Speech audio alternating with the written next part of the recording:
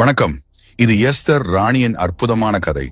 ஒரு காலத்தில் அகாஸ்வேரு என்னும் மன்னன் பாரசீக நாட்டை ஆண்டான். அவன் இந்தியா தொடங்கி எத்தியோப்பியா வரை 127 நாடுகளை ஆண்டான். அவன் சூஷான் அரண்மனையில் சிங்காசனத்தில் வீற்றிருந்தான். ஒரு நாள் மன்னன் பெரிய விருந்து வைத்தான். 180 நாட்கள் செல்வத்தையும் மகிமையையும் காட்டினான். பிறகு 7 நாட்கள் பெரிய விருந்து. அப்போது ராணி வஸ்தியை அழைத்தான். அவள் அழகை எல்லாரும் பார்க்க வேண்டும் என்று. ஆனால் வஸ்தி வர மறுத்தாள். மன்னன் கோபமடைந்தான். அவளை ராணி பதவியிலிருந்து நீக்கினான். புதிய ராணி தேவைப்பட்டது. நாடு முழுவதும் அழகான கன்னி பெண்கள் அரண்மனைக்கு அழைத்து வரப்பட்டனர். அவர்களில் ஒருத்தி எஸ்தர். அவளுடைய இயற்பெயர் அதசா. அவள் யூத இனத்தவள், அனாதை. அவளை அவள் உறவினர் மோர்தெகாய் வளர்த்து வந்தான்.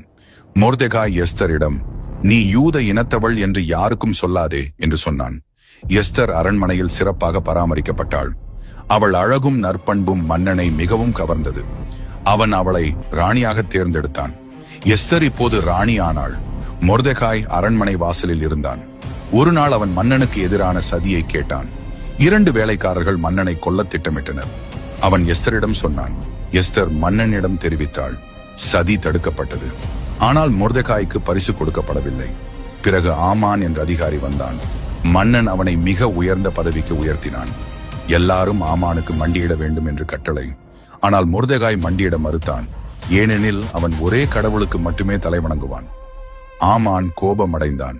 அவன் மொர்தெகாய் மட்டுமல்ல, முழு யூத இனத்தையே அழிக்க திட்டமிட்டான். ஆமான் சீட்டு போட்டு தேதி குறித்தான். ஆதார் மாதம் 13ஆம் நாள். மன்னனிடம், ஒரு சில மக்கள் உன் சட்டங்களை மதிப்பதில்லை என்று பொய் சொன்னான். மன்னன் ஆமானுக்கு மோதிரம் கொடுத்து யூதர்களை அழிக்க உத்தரவு எழுதச் சொன்னான்.